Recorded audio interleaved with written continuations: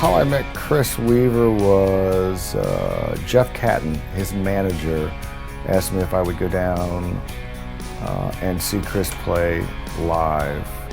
I gotta say, from song one, his voice just blew me away. Sundays, spinning around and around, and she goes and she goes and she goes.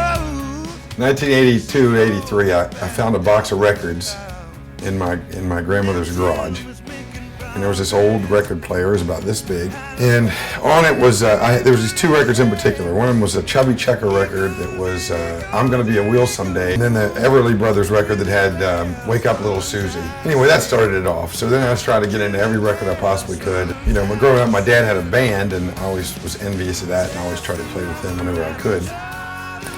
But I never really planned on doing music full time until much later, and then I had gone to college, and my first job out of grad school was working for a big conglomerate of radio stations that were in West Virginia Radio. For some reason, a buddy of mine was helping me book some shows or whatever in the area I was from. He goes, "Man, you got to go to Nashville. There's this thing called the 2NMC Conference." And he said, it just started this past year. There might have been one other one. But well, you go down, you just play your songs, you get to play these different places. Knowing what I know now, these places that I played was kind of like the difference between, well, living in jail and then living in a big house. It was way, you know, you come down and you got to play in some real interesting places. You know. So when I went back home, I told my manager, who was, you know, really my mentor at the time, I said, "Man, I'm out. I gotta go." I said, I gotta, if I don't do this, I'm gonna regret it. You know, I've already waited probably too long as it is. I'm moving.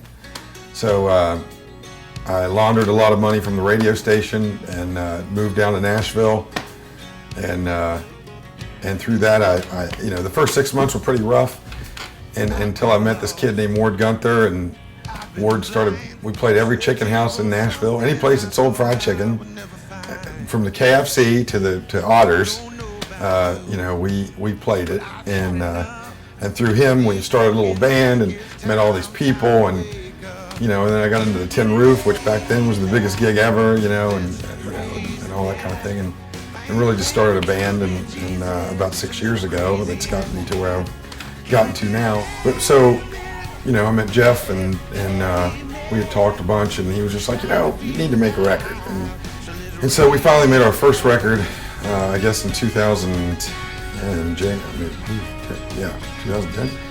and Standing in Line, and we've been really lucky because we, you know, hopefully, you know, we got this movie placement with one of the songs, and you know, just some of the radio play that we've had, and really just selling songs like So Damn Beautiful and things like that. It's been an interesting ball game. So we've gotten so much mileage out of it that this new record that we made, American Dreamer, is really, the idea is that you know, we should be able to get exponentially that much better, because the project is more coherent and it's more, you know, the quality is there. We had a long, lengthy discussion about keeping it organic, very modern in the sense that it would sound like a record coming out. We didn't want a throwback record or anything like that, but we did want to keep it very organic.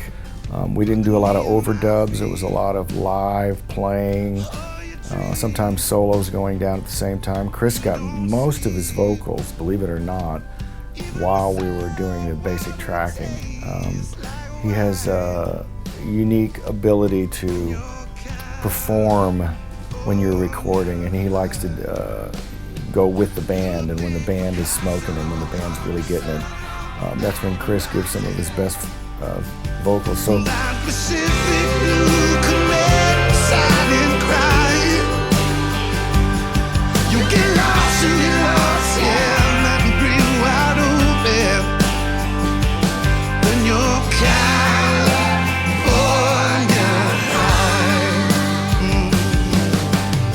I feel that I portray the music, you know, I feel how I sing, you know, I'm a little rough around the edges, a little off color. But at the bottom, at the end of the day, I'm just here to get the job done and do the best I can. Breeze, you blew away